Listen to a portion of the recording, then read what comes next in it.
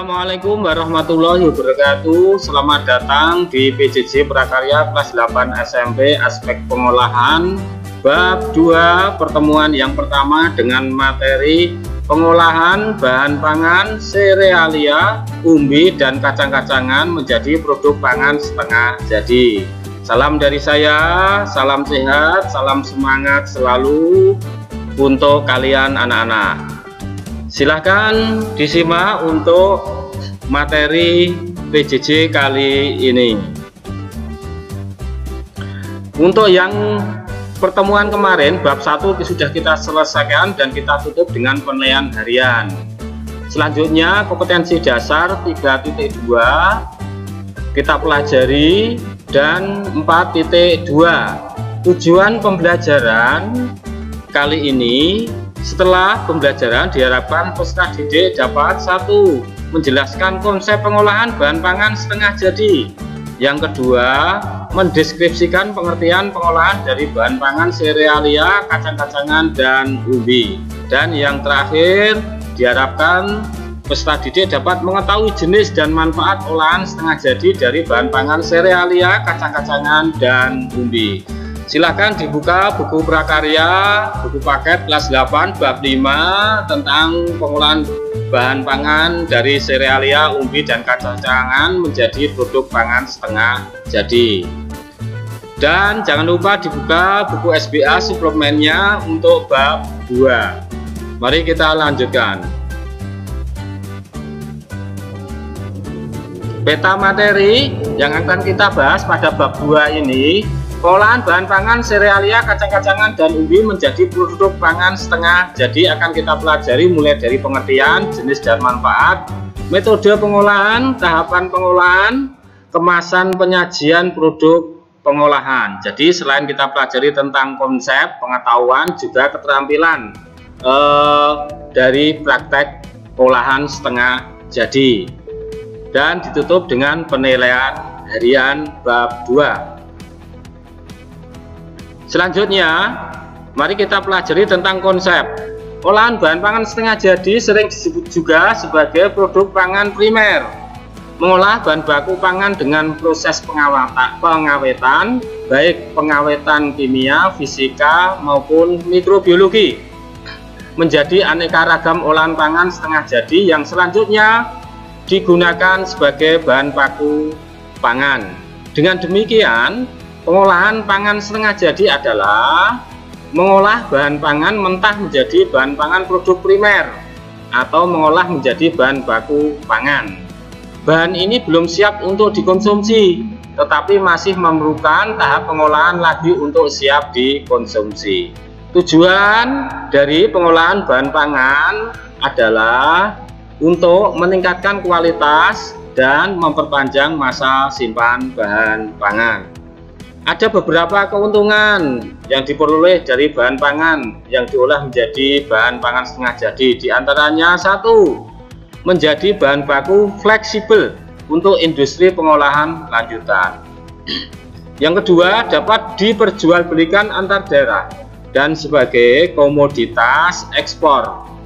3. Dapat dikemas lebih ringkas dan mudah dalam distribusi dari satu tempat ke tempat lainnya. Dan yang keempat, keuntungannya menghemat ruangan dan mengurangi biaya dalam penyimpanan. Serta yang kelima, tahan lama dan lebih kuat terhadap cuaca dingin maupun panas.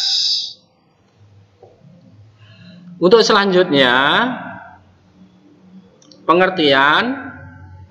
Untuk mempertahankan mutu dan persediaan bahan pangan diperlukan teknik pengolahan bahan pangan serealia, umbi, dan kacang-kacangan yang benar secara diversifikasi. Usaha penganekaragaman, pengolahan produk setengah jadi yang bervariasi sangat diperlukan dalam rangka mencukupi kebutuhan pangan masyarakat. Dengan adanya diversifikasi, variasi rasa, bentuk, dan penyajian produk dari bahan pangan dasar yang sama dapat menambah nafsu makan, sehingga tidak menimbulkan kebosanan dan kebutuhan tubuh akan protein nabati tetap terpenuhi. Selain itu, tujuan pengolahan pangan juga memperpanjang masa simpan meningkatkan daya cerna, meningkatkan cita rasa, mempermudah dikonsumsi, dan meningkatkan nilai tambah bahan pangan. Pada prinsipnya, pengolahan bahan pangan ditujukan untuk tetap mempertahankan pangan sebagai sumber nutrisi yang sehat dan aman.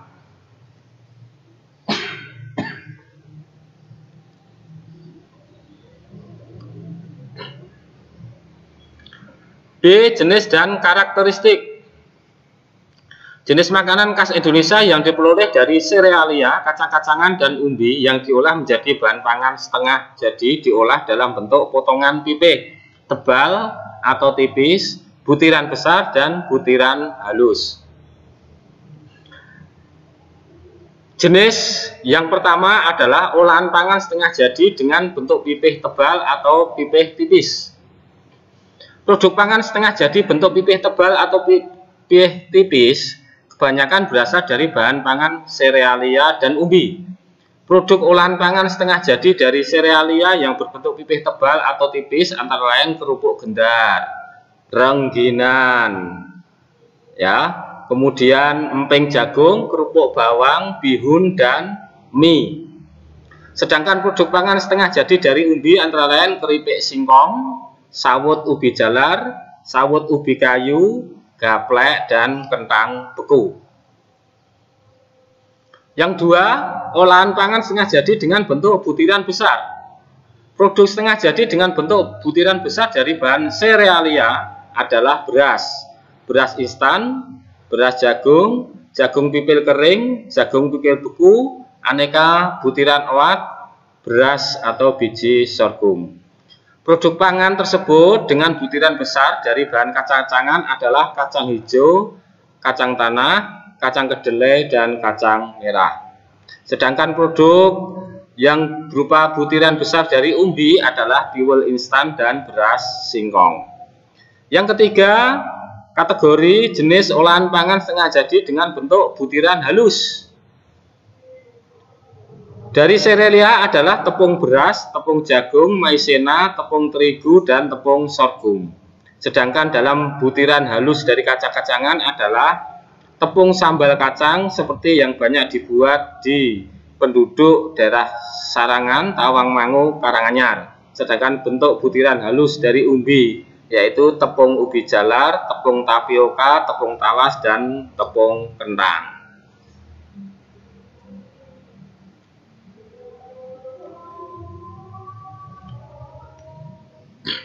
A.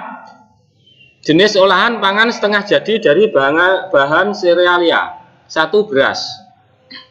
Beras merupakan hasil pertanian yang menjadi makanan pokok sehari-hari dan kebanyakan penduduk di dunia. Selain karbohidrat, juga mengandung protein, vitamin, dan mineral. Berbagai pengolahan dari beras menjadi hasil olahan pangan setengah jadi antara lain kerupuk gendar, rengginan, tepung beras, bihun, beras instan, dan lain-lain.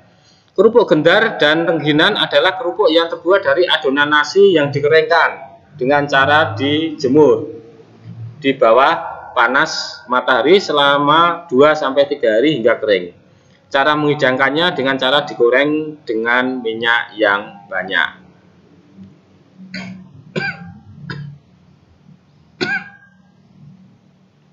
Tepung adalah partikel padat yang berbentuk butiran, baik butiran kasar maupun halus, bubuk. Tepung beras dihasilkan dari padi dan dibuat tanpa menggunakan bahan pengawet sehingga merupakan bahan makanan alami 100%. Tepung beras mudah diolah menjadi berbagai variasi makanan. Selain itu, sangat bermanfaat dan menyerap air lebih lama tinggal di lambung sehingga memperlambat timbulnya rasa lapar. Produksi tepung beras digunakan dalam pembuatan bihun sebagai bahan baku utamanya dan dengan atau tanpa bahan tambahan. Bihun berbentuk benang-benang. Bahan tambahan yang digunakan dalam pembuatan bihun yaitu sodium disulfit, air tawas, dan air kausui untuk pembuatan bihun instan. Beras instan adalah beras yang diolah melalui 3 kali penggilingan dan penyaringan. Tujuannya untuk memperoleh struktur pori-pori sehingga mempermudah rehidrasi. Rehidrasi adalah kemampuan dalam penetrasi dari air mendidih yang diberikan kepada beras menjadi lebih cepat, sehingga penyimpanan kembali menjadi nasi lebih cepat.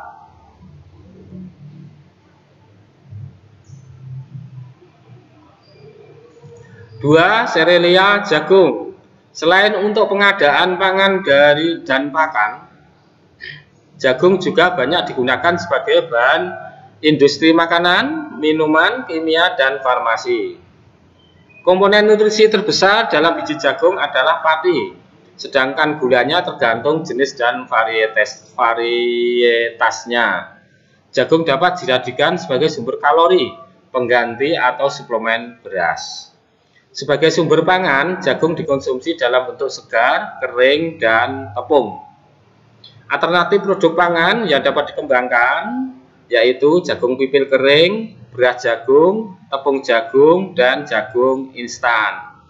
Jagung pipil merupakan bulir jagung yang telah dipisahkan dari kelobot, kulit yang melapisi buah jagung dari tongkolnya. Jagung pipil biasanya diolah menjadi tepung jagung atau maizena, berondong jagung, dan makanan ringan untuk anak-anak, ciki rasa jagung.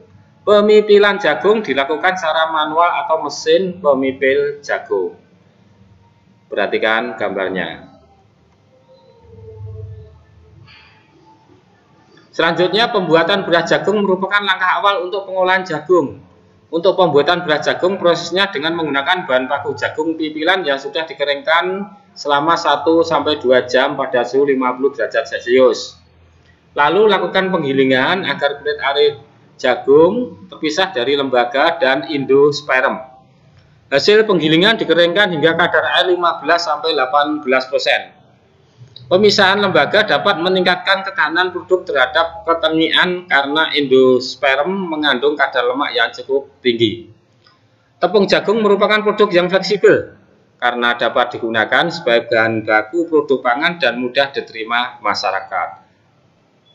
Tepung jagung umumnya dihasilkan dari beras jagung.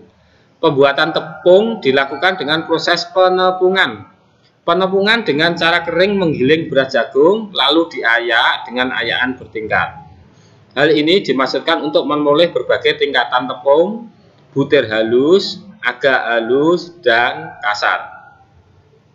Produk jagung instan berbentuk granulat.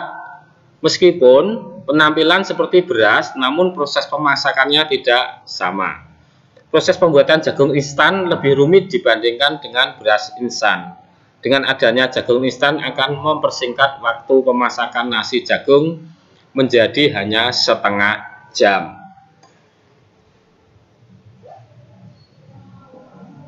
Selanjutnya adalah 3, gandum. Jenis gandum ada gandum merah dan putih. Keduanya mempunyai tekstur lembut dan sangat mudah dicerna.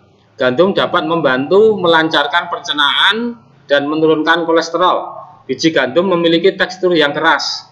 Biji gandum terdiri atas 3 bagian, yaitu kulit atau bran, bagian endosperma dalam, dan bagian lembaga luar germ. Alternatif produk pangan dari gandum menjadi olahan pangan setengah jadi, yaitu pasta, tepung gandum, dan tepung terigu, mie, dan kerupuk. Selanjutnya, A. Pasta dibuat dari gandum millet yang memiliki rasa agak manis. Selain berserat tinggi, millet mengandung vitamin, mineral, dan protein. Pasta merupakan makanan olahan orang Italia yang dibuat dari campuran tepung terigu, air, telur, dan garam. Adonan pasta banyak variasi bentuk dan ukurannya, ada yang berbentuk lidi, spiral, kerang, dan pipih. Pasta biasanya dimasak dengan cara direbus, lalu dicampur bumbu atau saus. Di Indonesia, pasta yang populer adalah makaroni, spaghetti, dan lasagna. Dengan mengkonsumsi pasta gandum secara rutin dapat mengurangi stres.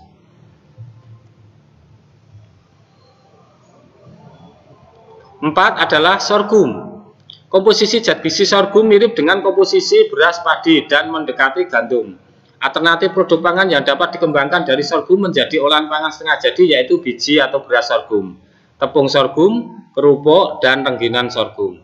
Dalam mengolah tanaman sorghum menjadi biji atau beras sorghum dan tepung sorghum melalui tahapan dalam mengolah beras atau gandum. Kelebihan tepung sorghum adalah tekstur tepung lebih halus dibanding tepung jagung, namun mendekati terigu dan tepung beras. Beberapa produk berbasis tepung sorghum memiliki nilai lebih, misalnya pada pembuatan kue brownies lebih enak dibanding terigu. Warna tepung sorghum tidak seputih tepung jagung, sehingga pemanfaatannya akan baik jika digunakan penambahan produk coklat.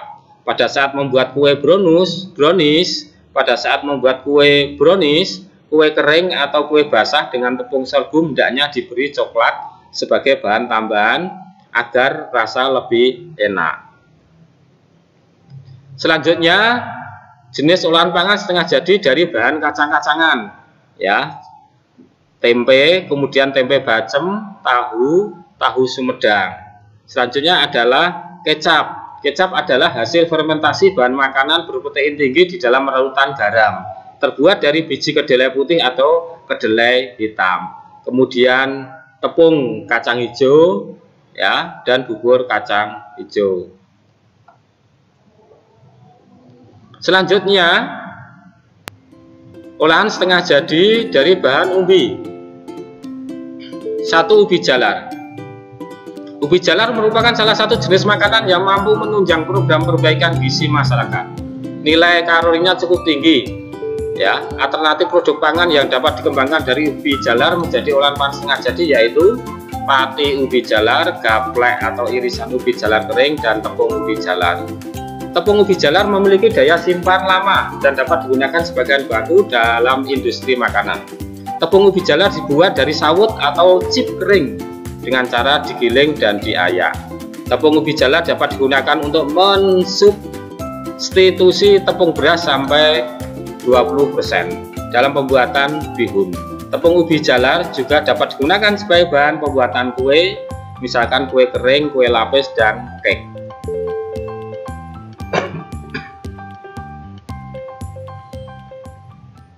Dua adalah singkong atau ubi kayu. Produk pangan yang dapat dikembangkan sangat banyak, yaitu gaplek, tiwul, instan, beras singkong atau rasi, tepung tapioka, tepung atau pati singkong, tepung singkong, dan tepung mokap. Tepung singkong yang difermentasi, dan kerupuk opak.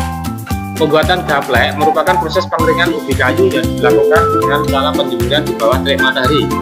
Proses pembatasan gaplek secara sederhana.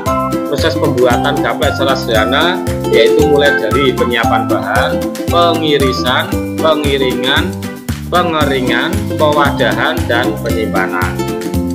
Tiwul. Tiwul adalah nasi yang berbahan dasar dari gaplek. Dari awal bentuk gaplek, ya, yang berwarna putih, lalu setelah menjadi nasi berbentuk agak coklat. Tiwul instan yang didesain sangat mirip dengan tiwul tradisional, baik dalam hal bau, rasa, maupun tekstur. Hampir sama.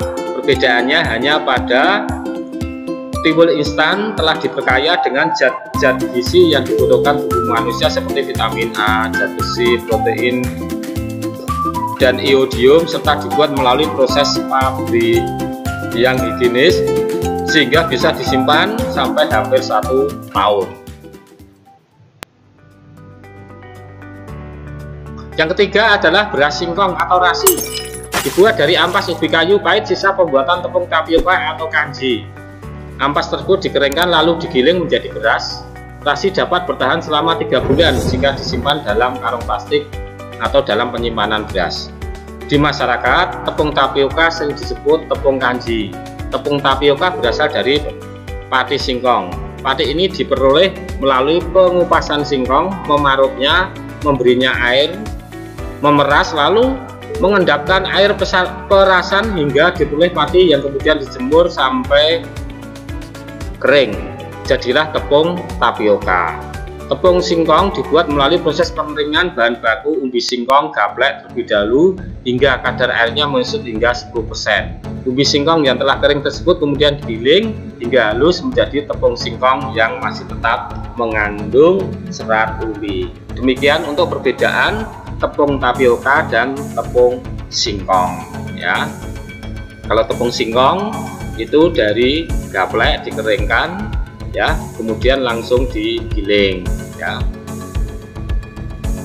Sedangkan tepung mokap adalah tepung singkong ubi kayu yang dibuat dengan cara fermentasi.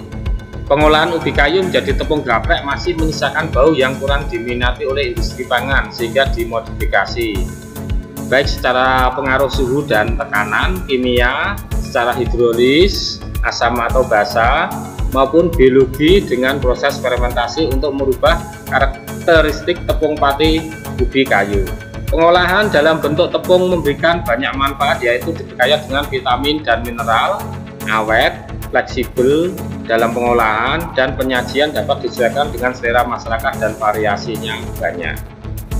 Untuk jenis olahan kerupuk opak ya atau Jawa Tengah dan kerupuk TT Madura adalah kerupuk dari singkong yang melalui proses pengukusan dan rebusan sebagai panganan camilan tradisional.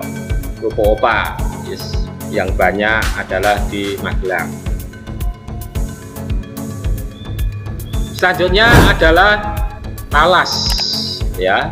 Di Indonesia talas lebih banyak digunakan sebagai pangan kudapan berupa keripik, kolak, goreng, dan rebus atau tambahan sayur.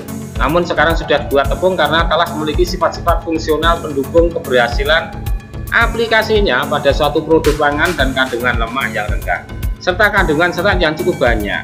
Proses pembuatan tepung talas cukup sederhana dan mudah sehingga dapat dipraktikkan dalam skala rumah tangga. Menurut hasil kajian, tepung talas berpotensi untuk digunakan sebagai bahan untuk pembuatan produk baru ataupun untuk mengganti tepung-tepung konvensional. Tepung talas memiliki kapasitas absorpsi air yang tinggi dan granula patinnya yang tahan panas, sehingga dapat digunakan sebagai pengental untuk sup atau produk olahan lainnya. Tepung talas juga memiliki kapasitas absorpsi lemak yang tinggi dan kapasitas absorpsi air yang juga tinggi. Oleh karena itu, tepung talas sangat potensial digunakan untuk mempertahankan rasa dan memperpanjang umur simpan produk olahan daging, serta produk-produk lainnya seperti whipped topping, sosis, chiffon, dessert, brownies, angel cake, cookies, mie, dan sponge cake. Selanjutnya produk olahan setengah jadi umbi dari kentang. Sebagian besar kentang diolah dan dikonsumsi hanya sebatas menjadi sayuran ataupun berupa olahan makanan tradisional yang dikembangkan berdasarkan kebiasaan dan resep tradisional. Saat ini telah dikembangkan suatu teknologi untuk meningkatkan nilai ekonomi kentang. Kentang ini telah diolah menjadi tepung kentang dan kentang beku. Gambar. Kentang dimanfaatkan sebagai tepung karena termasuk umbi yang banyak mengandung karbohidrat dalam bentuk pati. Namun, kelemahan kentang yaitu mengandung banyak air sehingga produk tepung yang dihasilkan akan jauh lebih sedikit dibanding produk tepung dari umbi lainnya. Kentang beku secara langsung mampu mengikat nutrisi dan menjaga kesegaran rasa kentang, sekaligus memperpanjang masa konsumsi kentang. Kentang yang dipersiapkan untuk mengalami proses pembekuan harus mengandung tingkat kepadatan tinggi dan kandungan gula rendah. Selanjutnya, kesimpulan anak-anak. 1. Prosedur pembuatan tepung sangat beragam yang dibedakan berdasarkan sifat dan komponen kimia bahan pangan. Namun secara garis besar dapat dikelompokkan menjadi dua, yaitu A. Bahan pangan yang tidak mudah menjadi coklat apabila dikupas kelompok serealia. B. Bahan pangan yang mudah menjadi coklat kelompok aneka umbi dan buah yang kaya akan karbohidrat. 3. Tepung dan pati merupakan dua produk yang berbeda. Cara pembuatan dan sifat fisik kimia serta pemanfaatannya. Pada pembuatan tepung, seluruh komponen yang terkandung di dalam bahan pangan dipertahankan keberadaannya kecuali air. Sementara itu pada pembuatan pati, prinsipnya hanya mengekstrak kandungan pati saja. Oleh karena itu, dalam pembuatan pati terdapat limbah padat ampas. Sedangkan pada pembuatan tepung tidak ada limbah padat kecuali kulit. Demikian untuk kesimpulan materi bab 2, pertemuan yang pertama, konsep dari dan jenis olahan setengah jadi. Selanjutnya anak-anak, untuk yang terakhir ada tugas lembar kerja siswa. Ya, 1. Perhatikan gambar-gambar bahan pangan setengah jadi di bawah ini. 2. Identifikasi gambar tersebut, lalu isikan di tabel lembar kerja. Silakan diidentifikasi mulai gambar 1, 2, 3, 4, 5, 6, 7, 8, 9, dan 10, lalu isikan di lembar kerja di tabel ini. Lembar kerja siswa, nama, kelas, nomor absen. Saya beri contoh nomor 1, ya, jenis bahan serealia, nama bahan pangan gandum, ya. Kemudian yang nomor 1 tadi, hasil olahan setengah jadi berupa pasta atau makaroni. Teknik pengolahannya berupa perebusan. Itu ya, yang nomor 1, gambar nomor 1. Jadi gambar yang 1 sampai 10 tadi kamu masukkan di sini, diisikan berdasarkan jenis bahannya dan nama bahan pangan. Ya, saya kira itu mudah-mudahan menjadikan manfaat dan bisa dipahami. Salam sehat dan semangat dari saya. Segera kerjakan LK siswa ini dan jangan lupa kerjakan post-test untuk pertemuan kali ini. Dari saya cukup sekian, kurang lebihnya mohon dimaafkan.